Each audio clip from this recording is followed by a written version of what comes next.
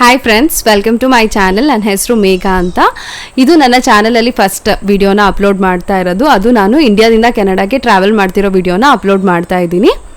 ನನಗೆ ರೀಸೆಂಟಾಗಿ ಮದುವೆ ಆಗಿರೋದು. ಸೊ ನನ್ನ ಹಸ್ಬೆಂಡ್ ಬಂದ್ಬಿಟ್ಟು ಕೆನಡಾದಲ್ಲಿ ಇದ್ದಾರೆ. ಅವ್ರು ಆಲ್ರೆಡಿ ಹೋಗಿದ್ದಾರೆ, ಮದುವೆ ಎಲ್ಲ ಮುಗಿಸ್ಕೊಂಡ್ಬಿಟ್ಟು. ಲೀವ್ ಜಾಸ್ತಿ ದಿವಸ ಇರಲಿಲ್ಲ ಅಂತ ಅವ್ರು ಹೋದರು. ಆ್ಯಂಡ್ ನಾನು ಇವಾಗ ಹೋಗ್ತಾ ಇದ್ದೀನಿ. ಅವ್ರು ಹೋದ್ಮೇಲೆ ನನಗೆ ವೀಸಾ ಅಪ್ರೂವ್ ಆಯಿತು. ಸೊ ನಾನು ಇವಾಗ ಹೋಗ್ತಾ ಇದ್ದೀನಿ. ಆ್ಯಂಡ್ ಅದು ಫಸ್ಟ್ ಟೈಮ್ ಅಲೋನ್ ಆಗಿ ಫ್ಲೈ ಮಾಡ್ತಾ ಇರೋದು. ಸೊ ಇದೊಂದು ಡಿಫ್ರೆಂಟ್ ಎಕ್ಸ್ಪೀರಿಯನ್ಸ್. ಆ್ಯಂಡ್ ತುಂಬ ನರ್ವಸ್ ಕೂಡ ಆಗಿದ್ದೀನಿ.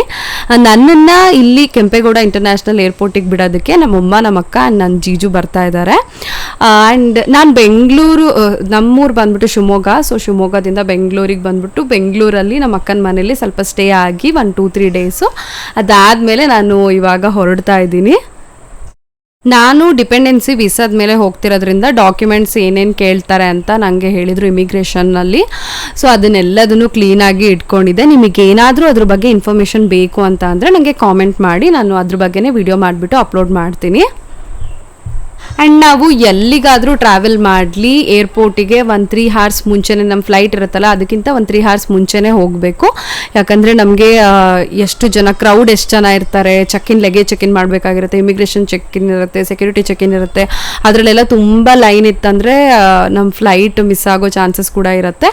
ಸೊ ಹಾಗಾಗಿ 1-3 hours ಮುಂಚೆ ಹೋದರೆ ನಾವು ಎಲ್ಲದನ್ನು ಮುಗಿಸ್ಕೊಂಡು ಅಲ್ಲಿ ವೇಟ್ ಮಾಡಿದ್ರು, ನಮ್ಮ ಗೇಟ್ ಹತ್ರ ಹೋಗಿ ವೇಟ್ ಮಾಡಿದ್ರೂ ಪರವಾಗಿಲ್ಲ. ಸೊ ಇದೊಂದು ಏನಂತ ಅಂದರೆ ಟಿಪ್, ನೀವು ಯಾರಾದರೂ ಹೋಗ್ತಾ ಇದ್ದೀರಾ ಅಂತಂದರೆ ಫ್ಲೈಟಲ್ಲಿ 1-3 hours ಮುಂಚೆನೇ ಹೋಗಿಬಿಡಿ. ಎಸ್, ನನಗೆ ಇನ್ನೇನು ಏರ್ಪೋರ್ಟ್ ಹತ್ರ ಬರ್ತಾ ಇದೆ. ಹಾರ್ಟ್ ಬೀಟ್ ಡಬ್ ಅಂತಿತ್ತು. ಒಂದು ಕಡೆ ಖುಷಿ, ನನಗೆ ನನ್ನ ಹಸ್ಬೆಂಡ್ನ ತುಂಬ ಒಂದು 3-4 months 5 months ಅನಿಸುತ್ತೆ ಅಷ್ಟು ಗ್ಯಾಪ್ ಆದಮೇಲೆ ಹೋಗಿ ಮೀಟ್ ಮಾಡ್ತಾ ಇದ್ದೀನಿ ಅಂತ. ಆ್ಯಂಡ್ ಫ್ಯಾಮಿಲಿನ ಬಿಟ್ಟು ಹೋಗ್ತಿದ್ದೀನಿ ಅಂತ ಇನ್ನೊಂದು ಕಡೆ ತುಂಬಾ ಬೇಜಾರು ಕೂಡ ಆಗ್ತಾಯಿತ್ತು. ಇನ್ನೊಂದು ಏನಂತ ಅಂದರೆ ಸೆಕ್ಯೂರಿಟಿ ಚೆಕ್-ಇನ್ನಲ್ಲಿ ಯಾವುದೇ ರೀತಿಯ ತೊಂದರೆ ಯೂಶ್ವಲಿ ಆಗೋದಿಲ್ಲ.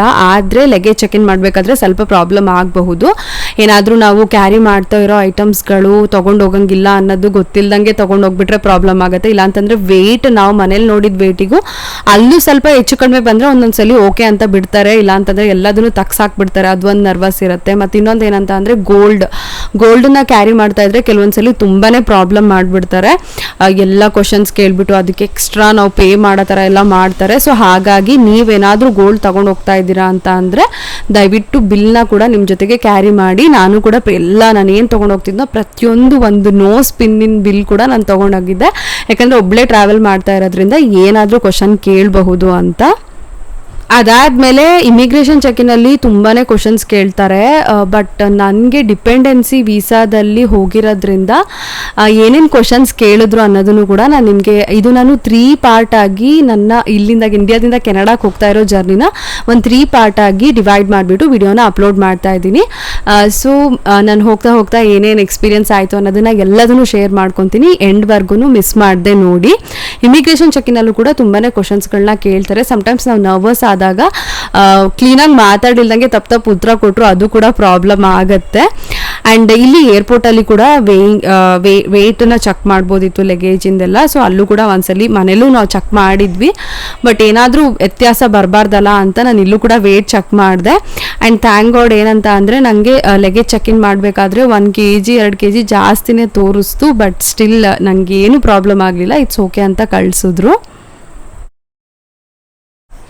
ವೇಯಿಂಗ್ ಸ್ಕೇಲಲ್ಲಿ ಎಲ್ಲ ನನ್ನ ಲಗೇಜ್ ವೆಯ್ಟನ್ನ ಚೆಕ್ ಮಾಡಿ ಆದಮೇಲೆ ನನ್ನ ರಿಲೇಟಿವ್ಸ್ ಎಲ್ಲರಿಗೂ ಕಾಲ್ ಮಾಡ್ತಾ ಇದ್ದೆ. ನಮ್ಮಮ್ಮ, ನಮ್ಮ ಅಕ್ಕ, ಜೀಜು ಅಲ್ಲೇ ಇದ್ದರು. ಬಟ್ ನಮ್ಮ ಮಾಮ, ದೊಡ್ಡ ಮಾಮ, ಸಣ್ಣ ಮಾಮ, ಅತ್ತೆ, ದೆನ್ ಆಂಟಿ, ಅಂಕಲು, ನನ್ನ ಕಸಿನ್ಸು ಎಲ್ಲರ ಹತ್ರನೂ, ನಮ್ಮ ಅತ್ತೆ ಮಾವ ಪ್ರತಿಯೊಬ್ಬರ ಹತ್ರನೂ ಫೋನ್ ಮಾಡಿಬಿಟ್ಟು ಒಂದ್ಸಲಿ ಮಾತಾಡ್ತಾ ಇದ್ದೆ. ಯಾಕಂದರೆ ಮತ್ತೆ ಅದೇನೋ ಒಂದು ಫೀಲಿಂಗ್ ಇರುತ್ತಲ್ವ, ಹೋಗ್ತಾ ಇದ್ದೀನಿ ಅಂತ. ಸೊ ಅದಕ್ಕೆ ಎಲ್ಲರಿಗೂ ಫೋನ್ ಮಾಡಿಬಿಟ್ಟು ಮಾತಾಡ್ತಾ ಇದ್ದೆ. ಆ್ಯಂಡ್ ನಾನು ಇಲ್ಲಿಂದ ಮಧ್ಯ ನನಗೆ ಲೇಓವರು ದುಬೈಯಲ್ಲಿತ್ತು. ಸೊ ಅಲ್ಲೂ ಲೇಓವರ್ ಇದ್ದಾಗಲೂ ನನಗೆ ಕಾಲ್ ಮಾಡಿದ್ರು, ಅಲ್ಲೂ ಕೂಡ ಮಾತಾಡಿದೆ. ದೆನ್ ನಾನು ಅಲ್ಲಿ ಹೋಗಿ ಸೇಫಾಗಿ ರೀಚ್ ಆಗೋ ತನಕ ಎಲ್ಲರಿಗೂ ಇಲ್ಲಿ ಫುಲ್ಲು ಟೆನ್ಷನ್ನು. ಯಾಕಂದರೆ ಫಸ್ಟ್ ಟೈಮ್ ನಮ್ಮ ಫ್ಯಾಮಿಲಿಲಿ ಈ ಥರ ಕಳಿಸ್ತಾ ಇರೋದು ಒಬ್ಳಿಗೆ, ನನಗೇನೆ. ಸೊ ಹಾಗಾಗಿ ಎಲ್ಲರಿಗೂ ಸ್ವಲ್ಪ ಟೆನ್ಷನ್ ಆಗಿತ್ತು. ನಮ್ಮಮ್ಮ ಅಂತೂ ಫುಲ್ ಎಮೋಷ್ನಲ್ ಆಗಿಬಿಟ್ಟಿದ್ರು. ನನಗೂ ಕೂಡ ತುಂಬಾ ಅಳು ಬರ್ತಾಯಿತ್ತು. ಯಾಕಂದರೆ ಇಲ್ಲೇ ಆದರೆ ಜಸ್ಟ್ ನಾವು ಹೋಗ್ಬಿಟ್ಟು ಅವಾಗವಾಗ ಮೀಟ್ ಆಗ್ಬೋದು, ಬೇಕಂದರೆ ಅವರು ಬರ್ತಾರೆ, ಇಲ್ಲ ನಾವಾದರೂ ಹೋಗಬಹುದು. ಬಟ್ ಏನಂತ ಅಂದರೆ ಈ ಥರ ಅಬ್ರಾಡಿಗೆ ಹೋಗ್ತೀವಿ ಅಂತಂದರೆ ನಾವು 1 ಇಯರ್ 1.5 ಇಯರ್ ಯಾರನ್ನೂ ಕೂಡ ಮೀಟ್ ಮಾಡೋದಕ್ಕಾಗೋದಿಲ್ಲ. ಸೊ ಒಂಥರ ಹೆಂಗೆ ಅಂತಂದರೆ ತುಂಬಾ ಬೇಜಾರಾಗ್ತಾ ಇರುತ್ತೆ, ಅಳು ಬರ್ತಾ ಇರುತ್ತೆ. ಒಂದೊಂದ್ಸಲಿ ನಾವು ಹತ್ಬಿಟ್ರೆ ನಮ್ಮ ಎದುರುಗಡೆ ಇರೋರು ತುಂಬ ಎಮೋಷ್ನಲ್ ಆಗ್ತಾರೆ ಅಂತ ನಾನು ತುಂಬಾ ಕಂಟ್ರೋಲ್ ಮಾಡ್ಕೊತಾ ಇದ್ದೆ.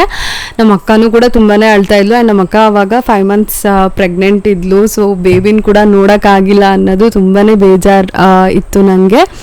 ಬಟ್ ಏನು ಮಾಡೋಕ್ಕಾಗಲ್ಲ, ನಾನು ಅಲ್ಲಿಗೂ ಕೂಡ ಹೋಗಬೇಕಲ್ವಾ. ಸೊ ಹಾಗಾಗಿ ಆ್ಯಂಡ್ ಹಾಗೆ ತುಂಬ ಅಂದರೆ ತುಂಬ ಮಿಕ್ಸ್ಡ್ ಫೀಲಿಂಗ್. ಒಂದು ಅಲ್ಲಿ ಹೋಗಿ ನನ್ನ ಹಸ್ಬೆಂಡನ್ನು ಮೀಟ್ ಮಾಡ್ತೀನಿ ಅಂತ, ಇನ್ನೊಂದು ಇಲ್ಲೆಲ್ಲನೂ ಬಿಟ್ಟು ಹೋಗ್ತಿದ್ದೀನಿ ಅಂತ.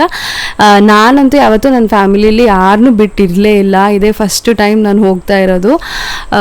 ಹೆಂಗಿರ್ತೀನಿ ಏನು ಅನ್ನೋದು ನಿಜವಾಗ್ಲೂ ಗೊತ್ತಿಲ್ಲ. ಆ್ಯಂಡ್ ಇನ್ನೊಂದು ಈ ಥರ ನಾವು ಅಬ್ರಾಡಿಗೆಲ್ಲ ಬಂದಿರ್ತೀವಲ್ವಾ, ಇವಾಗ ನಾನು ಏನೇನು ಹೇಳ್ತಾ ಇದ್ದೀನಲ್ವ ಫೀಲಿಂಗ್ಸ್ಗಳು, ಏನೇನು ಯಾವ್ಯಾವ ಥರ ಆಗತ್ತೆ ನಮಗಾಗಲಿ ನಮ್ಮ ಫ್ಯಾಮಿಲಿಗಾಗಲಿ ಅನ್ನೋದು, ಯಾರ ಫ್ಯಾಮಿಲಿಯಲ್ಲಿ ಹೋಗಿರ್ತಾರಲ್ವ, ಈ ಥರ ಬೇರೆ ದೇಶಕ್ಕೆ ಹೋಗಿರ್ತಾರಲ್ಲ ಅವ್ರಿಗೆ ಮಾತ್ರ ಗೊತ್ತಾಗತ್ತೆ. ಆ್ಯಂಡ್ ಯಾವ ಪರ್ಸನ್ ಅವ್ರ ಫ್ಯಾಮಿಲಿನ ಬಿಟ್ಟು ಕೂಡ ಹೋಗಿರ್ತಾರಲ್ಲ ಅವ್ರಿಗೆ ಮಾತ್ರನೇ ಫೀಲ್ ಮಾಡೋಕ್ಕಾಗೋದು. ಬೇರೆ ಯಾರಿಗೂ ಅದು ನಿಜವಾಗ್ಲೂ ಯಾವ ಥರ ಫೀಲ್ ಆಗುತ್ತೆ ಅನ್ನೋದು ಗೊತ್ತಾಗೋದಿಲ್ಲ. ಆ್ಯಂಡ್ ಇನ್ನು ಡಾಕ್ಯುಮೆಂಟ್ಸ್ ವಿಚಾರಕ್ಕೆ ಬಂದರೆ, ನೀವೇನಾದರೂ ಟ್ರಾವೆಲ್ ಮಾಡ್ತಾ ಇದ್ದೀರಾ ಅಂದರೆ ಎಲ್ಲದೂ ಒಂದು ಬ್ಯಾಕ್ ಪ್ಯಾಕಲ್ಲಾದರೂ ಇಟ್ಕೊಳ್ಳಿ. ಇಲ್ಲಾಂತಂದರೆ ನೀವು ಕ್ಯಾರಿ ಮಾಡ್ತಿರಲ್ಲ ಆ ಕ್ಯಾರಿ ಆನ್ ಬ್ಯಾಗಲ್ಲಾದರೂ ನಿಮ್ಮ ಫೈಲ್, ಪ್ರತಿಯೊಂದು ಒಂದು ಫೈಲಲ್ಲಿ ನಿಮ್ಮ ಡಾಕ್ಯುಮೆಂಟನ್ನು ಇಟ್ಕೊಳ್ಳಿ. ಯಾಕಂದರೆ ಯಾವಾಗ ಕೇಳ್ತಾರೆ ಅನ್ನೋದು ಗೊತ್ತಾಗಲ್ಲ.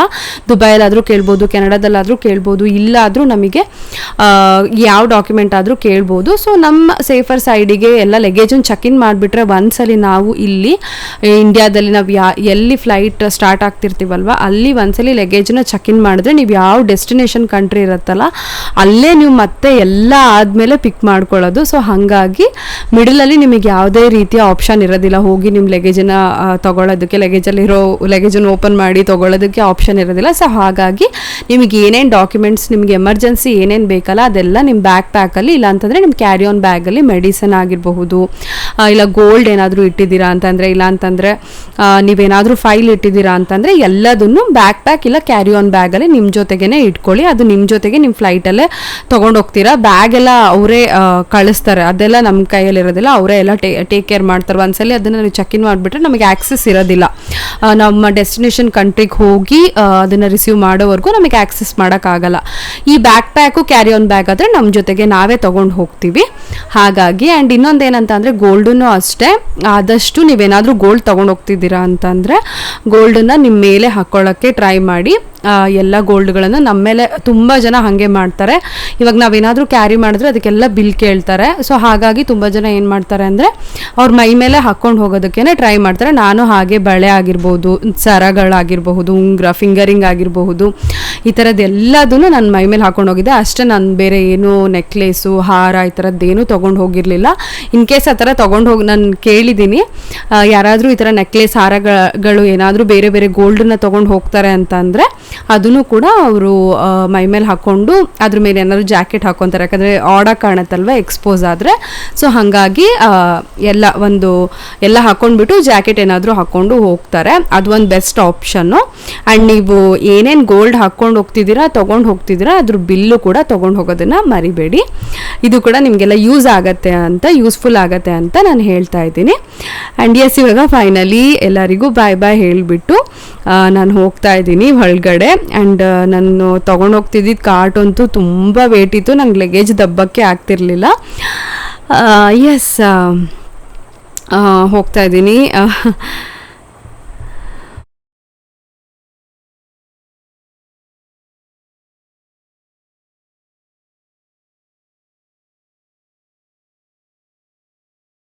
ಆ್ಯಂಡ್ ಇಲ್ಲಿ ನಮ್ಮ ಬೆಂಗಳೂರು ಏರ್ಪೋರ್ಟಲ್ಲಿ ನಾವು ಲಗೇಜ್ ಎಲ್ಲ ಚೆಕ್ ಇನ್ ಮಾಡೋದೆಲ್ಲ ಕಾಣುತ್ತೆ. ಸೊ ನಾನು ಹೋಗ್ತಿದ್ದಿದ್ದು ಫ್ಲೈಟ್ ಬಂದುಬಿಟ್ಟು ಎಮಿರೇಟ್ಸ್ ಫ್ಲೈಟಲ್ಲಿ ಹೋಗ್ತಾ ಇದ್ದಿದ್ದು ಏರ್ಲೈನಲ್ಲಿ. ಸೊ ಎಸ್, ನಾನು ಅಲ್ಲಿ ಲಗೇಜ್ ಚೆಕ್ ಇನ್ ಮಾಡೋದೆಲ್ಲ ಕಾಣಿಸ್ತಾ ಇತ್ತು. ನಮ್ಮ ಮನೇಲೆಲ್ಲ ನಿಂತ್ಕೊಂಡು ನೋಡ್ತಾ ಇದ್ರು. ನಾನು ಲಗೇಜ್ ಚೆಕ್ ಇನ್ ಮಾಡಿಬಿಟ್ಟು ಎಸ್ಕಲೇಟರಲ್ಲಿ ಮೇಲೆ ಹೋಗಿ ನಾನು ಆ ಕಡೆ ಇಮಿಗ್ರೇಷನ್ ಇತ್ತು. ಸೊ ಅಲ್ಲಿಗೆ ಹೋಗೋ ತನಕನೂ ಇಮಿಗ್ರೇಷನ್ ಸೆಕ್ಯೂರಿಟಿ ಚೆಕ್ಕಿನೇ ಇತ್ತು, ನಂಗೆ ನೆನಪಾಗ್ತಿಲ್ಲ ಕ್ಲೀನಾಗಿ. ಸೊ ಅಲ್ಲಿ ಹೋಗಬೇಕಾದ್ರೂ ಕಾಣಿಸ್ತಿದ್ದೆ, ನೋಡ್ತಾ ಇದ್ರು. ಬಟ್ ನಾನು ಯಾರನ್ನೂ ತಿರುಗಿ ನೋಡ್ತಿರ್ಲಿಲ್ಲ, ಯಾಕಂದರೆ ನನಗೆ ಲಗೇಜ್ ಚೆಕ್ ಇನ್ ಮಾಡಿ ನನಗೆಲ್ಲ ಮಧ್ಯದಲ್ಲಿ ಏನು ಕೇಳ್ತಾರೋ ಅನ್ನೋ ಫುಲ್ ಆ್ಯಬ್ಸೆಂಟ್ ಮೈಂಡಲ್ಲಿ ಅಲ್ಲಿ ನಾನು ಗೇಟ್ ಹತ್ರ ಹೋಗಿ ಕೂರೋ ತನಕನೂ ಫುಲ್ ಆ್ಯಬ್ಸೆಂಟ್ ಮೈಂಡ್ ಆಗಿಬಿಟ್ಟಿದ್ದೆ. ಆ್ಯಬ್ಸೆಂಟ್ ಮೈಂಡ್ ಅಂದರೆ ನನ್ನ ತಲೆಯಲ್ಲಿ ಏನೂ ಇರಲಿಲ್ಲ, ಎಲ್ಲ ಆರಾಮಾಗಿ ಆದರೆ ಸಾಕು ಅನ್ನೋ ಟೆನ್ಷನ್ ಇತ್ತು. ನಮ್ಮ ಮನೆಯಲ್ಲಿ ಇಲ್ಲೆಲ್ಲರೂ ನಿಂತ್ಕೊಂಡು ನೋಡ್ಕೊತ ವಿಡಿಯೋ ಕ್ಯಾಪ್ಚರ್ ಮಾಡಿದ್ದಾರೆ. ಸೊ ಇದನ್ನು ನೋಡಬೇಕಾದ್ರೆ ಅಂತೂ ತುಂಬಾ ಎಮೋಷ್ನಲ್ ಆಯಿತು. ಪಾಪ ನಮ್ಮಮ್ಮ ಅಲ್ಲೇ ನಿಂತ್ಕೊಂಡು ನೋಡ್ತಾ ಇದ್ರಂತೆ. She was so much emotional. Yeah, ಈ ವಿಡಿಯೋದಲ್ಲಂತೂ ಫುಲ್ ಮಿಕ್ಸ್ಡ್ ಎಮೋಷನ್ಸ್ ಇದೆ. ಬಟ್ ನಾನು ಆದಷ್ಟು ನಿಮಗೆ ಯೂಸ್ಫುಲ್ ಆಗೋ ಇನ್ಫಾರ್ಮೇಷನ್ನು ಕೂಡ ಕೊಡ್ತಾ ಇದ್ದೀನಿ. ಯಾಕಂದರೆ ನೀವು ಯಾರಾದರೂ ಫಸ್ಟ್ ಟೈಮ್ ಈ ಥರ ಟ್ರಾವೆಲ್ ಮಾಡ್ತಾ ಇದ್ದೀರಾ, ಇಲ್ಲ ಅಂತಂದರೆ ನಿಮ್ಮ ಫ್ಯಾಮಿಲಿಲಿ ಯಾರಾದರೂ ಟ್ರಾವೆಲ್ ಮಾಡ್ತಾ ಇದ್ದಾರೆ ಅಂತಂದರೆ ಯೂಸ್ಫುಲ್ ಆಗಲಿ ಅಂತ. ಆ್ಯಂಡ್ ನಾನು ಎಷ್ಟು ಬೇಗ ಅಂತಂದರೆ ತುಂಬ ಜನ ಇರಲಿಲ್ಲ, ಲಗೇಜ್ ಚೆಕ್ಕಿನಲ್ಲೂ ಏನೂ ಪ್ರಾಬ್ಲಮ್ ಆಗಲಿಲ್ಲ, ಸೆಕ್ಯೂರಿಟಿ ಚೆಕ್ಕಿನಲ್ಲೂ ಏನೂ ಪ್ರಾಬ್ಲಮ್ ಆಗಿಲ್ಲ, ದೆನ್ ಇಮಿಗ್ರೇಷನಲ್ಲೂ ಕೂಡ ಯಾವುದೇ ರೀತಿಯ ಪ್ರಾಬ್ಲಮ್ ಆಗಲಿಲ್ಲ. ಪಟ್ ಅಂತ ಒಂದು 20 ಮಿನಿಟ್ಸ್ 15 ಮಿನಿಟ್ಸಲ್ಲೇ ಎಲ್ಲ ಆಗೋಗ್ಬಿಡ್ತು. ಅದಾಗಿ ನಂಗೆ ತುಂಬಾ ಟೈಮ್ ಉಳಿತು. ಥ್ಯಾಂಕ್ ಗಾಡ್, ಫಸ್ಟ್ ಟೈಮ್ ಆಗಿರೋದ್ರಿಂದ ಯಾವುದೇ ರೀತಿಯ ತೊಂದರೆ ಆಗಲಿಲ್ಲ ಅನ್ನೋದು ಬಂದು ಖುಷಿ. ಇನ್ನೊಂದು ಒಂಥರ ಅದು ನಮ್ಮ ಫ್ಯಾಮಿಲಿಗೆ ಫೋನ್ ಮಾಡಿ ಹೇಳಿದ್ರು ಎಲ್ಲರಿಗೂ ಅಷ್ಟೇ ತುಂಬಾ ರಿಲ್ಯಾಕ್ಸ್ ಅಂತ ಅನ್ನಿಸ್ತು. ಅಲ್ಲಿ ತನಕ ಅವರಿಗೂ ನರ್ವಸ್ ಇತ್ತು, ಏನಾದರೂ ಮಧ್ಯದಲ್ಲಿ ಪ್ರಾಬ್ಲಮ್ ಆಗಿಬಿಡತ್ತಾ ಅಂತ. ಎಸ್, ನನಗೆ ನಾನು ಏನಾದರೂ ಆಗತ್ತಾ ಅಂತ ಟೆನ್ಷನಲ್ಲೇ ಹೋಗಿದ್ದು. ಬಟ್ ಥ್ಯಾಂಕ್ ಗಾಡ್ ಏನೂ ಆಗಲಿಲ್ಲ. ಅದಾದಮೇಲೆ ಈ ಥರ ಎಲ್ಲ ನಮಗೆ ಡ್ಯೂಟಿ ಫ್ರೀಯಲ್ಲಿ ಏನಾದರೂ ಶಾಪ್ ಮಾಡ್ಬೋದು, ಅದಕ್ಕೆ ಟ್ಯಾಕ್ಸ್ ಫ್ರೀ ಇರುತ್ತೆ. ಬಟ್ ನಾನು ಏನು ಶಾಪ್ ಮಾಡಲಿಲ್ಲ, ಇನ್ನೇನು ಇಲ್ಲಿಂದ ಅಲ್ಲಿಗೆ ಹೋಗ್ತಾ ಇರೋದಲ್ವ, ನನಗೇನೋ ಅವಶ್ಯಕತೆ ಇರಲಿಲ್ಲ. ಸೊ ಹಾಗೇನೇನು ಬೇಕೋ ಎಲ್ಲ ಆಲ್ರೆಡಿ ತೊಗೊಂಡ್ಬಿಟ್ಟಿದ್ದೆ. ಇನ್ನೇನಾದರೂ ಬೇಕಾದರೆ ಅಲ್ಲೇ ಹೋಗಿ ತೊಗೊಳ್ಳೋಣ ಅನ್ನೋ ಮೈಂಡ್ ಸೆಟ್ಟಲ್ಲಿ ಇತ್ತು. ಒಬ್ಬಳೇ ಹೋಗ್ತಿರೋದಲ್ವ, ಇನ್ನೇನು ನನಗೆ ನಿಜವಾಗ್ಲೂ ಏನೂ ಎಕ್ಸ್ಪ್ಲೋರ್ ಮಾಡೋ ಮೈಂಡ್ ಸೆಟ್ ಅಂತೂ ಇರಲಿಲ್ಲ. ತುಂಬ ಅಂದರೆ ತುಂಬ ಎಮೋಷ್ನಲ್ ಆಗಿದ್ದೆ. ಹಾಗಾಗಿ ಸುಮ್ಮನೆ ಜಸ್ಟ್ ಎಷ್ಟಾಗುತ್ತೋ ಅಷ್ಟು ವಿಡಿಯೋ ಕೂಡ ಕ್ಯಾಪ್ಚರ್ ಮಾಡ್ತಾ ಇದ್ದೀನಿ. ಈ ವಿಡಿಯೋನ ನಾನು ಇಲ್ಲಿಗೆ ಎಂಡ್ ಮಾಡ್ತಾ ಇದ್ದೀನಿ. ನೆಕ್ಸ್ಟ್ ಪಾರ್ಟ್ 2 ಪಾರ್ಟ್ 3 ವಿಡಿಯೋದಲ್ಲಿ ನಿಮ್ಗೆ ಇನ್ನೂ ಏನೇನಾಯಿತು ಫರ್ದರ್ ಅಂತ ಇನ್ಫಾರ್ಮೇಷನ್ನ ಶೇರ್ ಮಾಡ್ಕೊತೀನಿ. Thank you so much for watching.